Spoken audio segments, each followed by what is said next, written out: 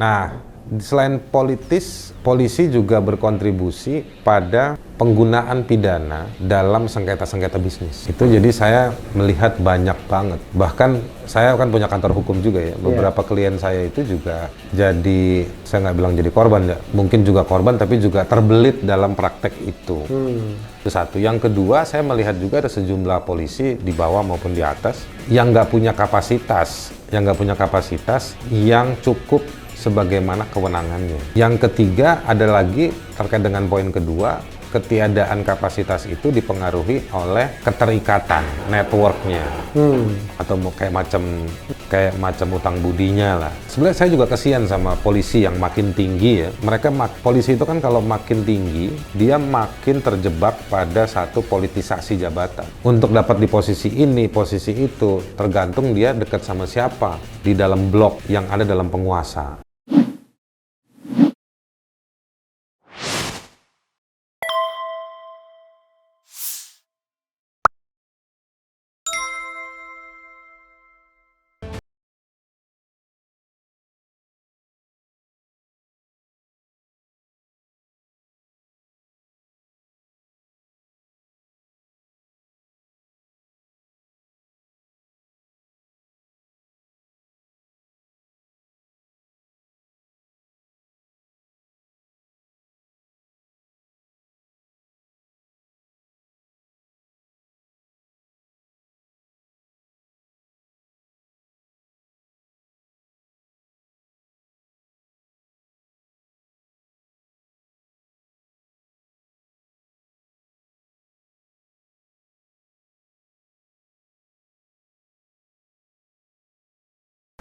Kalau polisi di era rezim Jokowi ini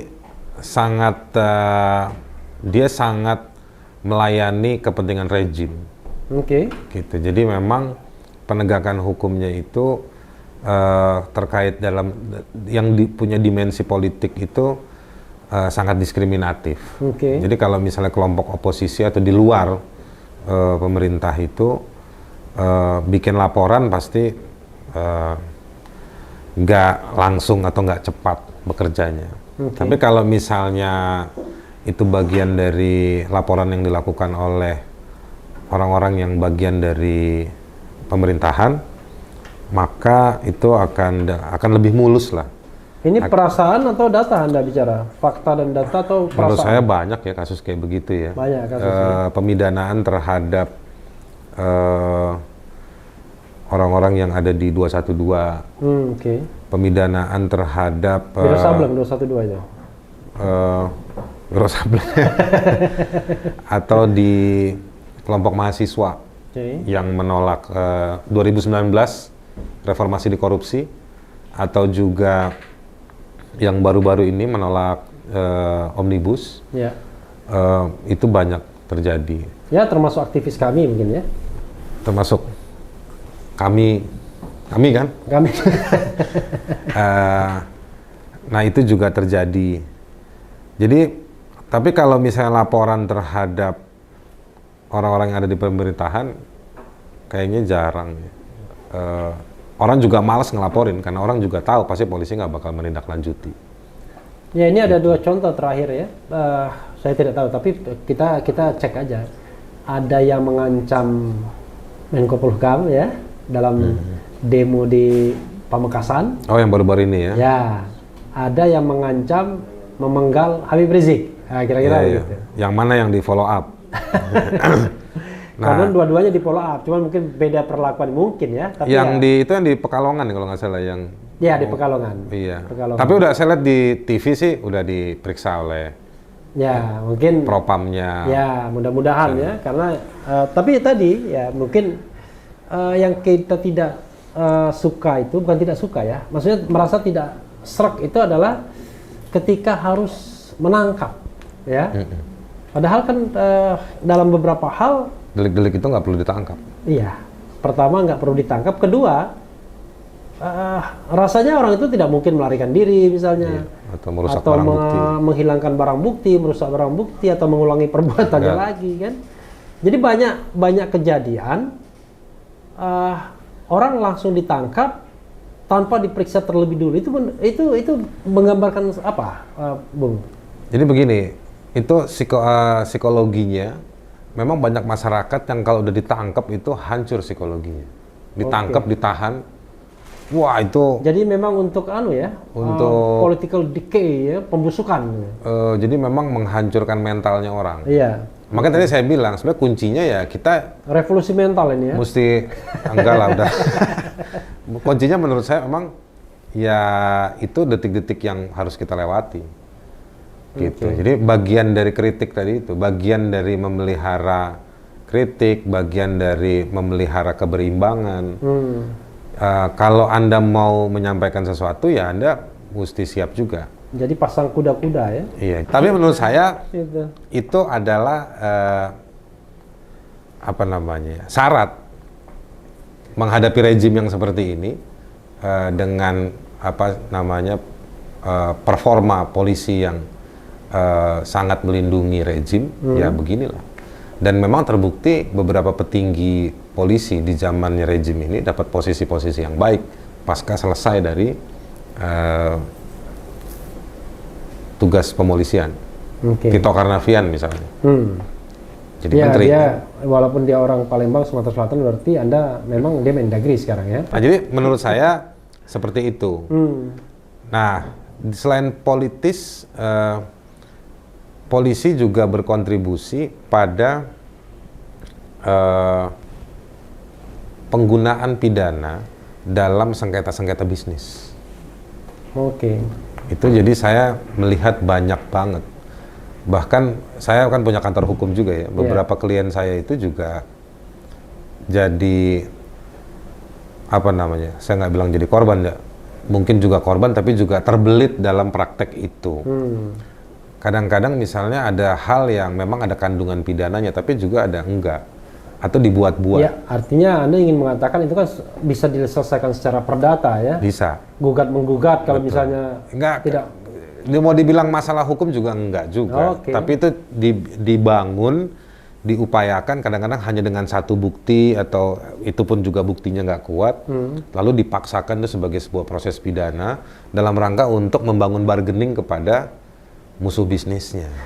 Bung, ya memang banyak keluhan ya, sampai ada yang mengatakan bahwa polisi menjalankan atau memerankan banyak fungsi. Betul. Walaupun kita tahu ada orang yang bilang begitu dipermasalahkan, ya kan, dianggap melakukan memprovokasi. Tapi begini, kita ngomong begini kan karena kita cinta dengan negara ini ya, cinta melihat polisi yang on the right track, sesuai dengan fungsinya ya, fungsi pelindung dan pengayom masyarakat. Betul. Jadi kadang-kadang saya merasa apa polisi ini ingat nggak ya bahwa fungsi pertamanya adalah pelindung dan pengayom masyarakat loh. Penegakan hukum itu baru urutan ketiga, Kamtibmas baru penegakan hukum. Tapi yang terkesan kan apa-apa penegakan hukum, apa-apa penegakan hukum. Kami akan menindak tegas dan lain sebagainya. Tapi wajah sebagai pelindung dan pengayom masyarakat itu kok seperti tidak ada ya. Kenapa penyebabnya, Bung, menurut Anda? Ya tadi itu karena saya melihat bahwa atau saya mengalami sendiri bagaimana misalnya kewenangan, jadi kan hukum lalu ada polisi menjadi salah satu bagian dari pelaksana hukum dan dalam melaksanakannya itu dikasih kewenangan, tetapi kewenangannya itu tidak digunakan pada waktu atau momentum yang tepat. Itu satu. Yang kedua, saya melihat juga ada sejumlah polisi di bawah maupun di atas yang nggak punya kapasitas, yang cukup sebagaimana kewenangannya. Yang ketiga ada lagi terkait dengan poin kedua, ketiadaan kapasitas itu dipengaruhi oleh keterikatan networknya, atau kayak macam utang budinya lah. Iya. Nah, ada lagi yang memang melihat pada pertarungan. Jadi karena sebenarnya saya juga kasihan sama polisi yang makin tinggi ya. Polisi itu kan kalau makin tinggi, dia makin terjebak pada satu politisasi jabatan. Untuk dapat di posisi ini, posisi itu, tergantung dia dekat sama siapa di dalam blok yang ada dalam penguasa. Nah, ini semua saya bisa merasakan itu. Anda kan punya teori kan, geng Makassar, geng apa lagi? Nah, teori Anda nggak salah, tapi juga mungkin teori Anda juga nggak benar. Oke. Tapi poinnya apa yang saya mau bilang? Anda bisa bikin kesimpulan seperti itu karena memang kelihatan betul dalam diskusi-diskusi informal ada blocking-blocking yang muncul dalam perdebatan atau diskusi-diskusi atau bisik-bisiknya di dunia politik ini. Ya, ya saya kan cuma mengulangi aja kata bisik-bisik orang kan, ada geng Makassar, ada geng Solo, Betul. ya kan, ada geng Pejaten, Betul. kira-kira begitu. Di geng ya. Solo aja sebenarnya orangnya ada Berbeda, bermacam-macam. bermacam-macam. Misalnya kayak gitu. Jadi saya mau bilang bahwa institusi polisi di mana-mana pasti punya nilai politis. Di Indonesia secara ketatanegaraan Ya. yang Anda ahlinya, Kapolri itu ditunjuk oleh presiden dan bertanggung jawab juga kepada presiden. Ya. Artinya tidak ada batas, kalau dalam doa kan begitu tuh kan. Ya. Tidak ada batas antara kau presiden dengan aku si Kapolri. Ya. Nah, jadi dia mengemban fungsi politis atau amanat politis dari si presiden. Lama-lama jadi personal ya, bukan institusional. Personal. Ya. Memang itu jadi personal. Bahkan memilih di bawahnya si Kapolri saja, si Kapolri itu saya meyakini dan saya tahu ada aturan-aturan ketatanegaraan atau sistem pemerintahannya yang harus minta persetujuan dari presiden Ya. untuk ngasih tahu. Jadi memang polisi itu pasti politis. Di satu hal, di hal yang lain dia diuji dengan profesionalisme kewenangannya. Nah, persoalannya sekarang bagaimana dia bisa profesional kalau makin tinggi dia harus ngeklik dengan si penguasa kekuasaan ini. Iya, tapi Sementara si istana ini atau presidennya punya, mungkin dia waktu kampanye punya janji apa, dibantu apa, orientasinya mungkin sebesar apa atau cuma sekecil apa. Jadi kewenangan-kewenangan itu akhirnya harus meraba-raba, jangan sampai mengganggu Oke. kepentingan, ornamen atau alat Ya. atau sebetulnya bahan bakarnya si penguasa. Oke. Oh, luar biasa Anda. Ya. Bahasanya halus ya, bahan bakar, ornamen. Iya, jadi gitu. Nggak usah sebut nama kan? Nggak usah sebut nama. Ya, tapi begini, ini Bung ya, seperti lingkaran setan jadinya. Maksud saya begini, dari segi ketatanegaraan kan kita tahu bahwa polisi memang di bawah presiden. Kapolri itu diangkat oleh presiden setelah ada persetujuan dari DPR, endorsement ya kan, Iya. dari DPR. Tapi di sisi lain memang presiden ini kan juga selain dia menjalankan fungsi ketatanegaraan, ya, dia juga sering bertindak menjalankan hal-hal yang sifatnya lebih privat atau urusan kelompok, urusan partai politik, Iya. urusan yang sebenarnya bukan ketatanegaraan lagi, tapi sudah misalnya persaingan kelompok dalam election, misalnya dalam pilkada.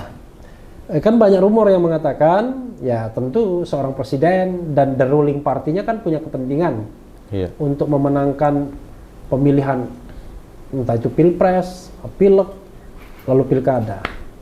Nah, konon sering melibatkan state apparatus, aparatur negara, ya termasuk Polri tentunya, dalam proses pemenangan-pemenangan seperti itu. Anda setuju dengan tesis seperti ini? Ini kata orang banyak loh. Setuju, dan saya kan sempat dampingin polisi yang coba mengungkap bahwa di tempatnya dia dikondisikan oleh pimpinan polisi di tempatnya dia untuk memenangkan kelompoknya Jokowi waktu itu. Iya, dan Anda Dan si polisinya malah ditekan. ditekan dan juga dilaporkan, dikenain proses hukum. Dan saya dengar Anda mau diajukan ke Mahkamah Konstitusi waktu itu Iya. sebagai Saksi. saksi, tapi nggak jadi Saya nggak mau. karena hanya mendengar omongan. Satu, karena saya merasa bahwa timnya 02 nggak punya manajemen penanganan kasus yang baik. Oke. Yang kedua, yang pantas jadi saksi juga adalah si polisinya. Ya. Yang ketiga, saya juga punya sejumlah catatan terhadap beneficiary owner dari 02, itu si Prabowo. Oke. Silahkan beneficiary owner. Ya kan, BO-nya. Iya, iya. Jadi menurut saya, ya saya nggak mau lah. Oke. Gitu.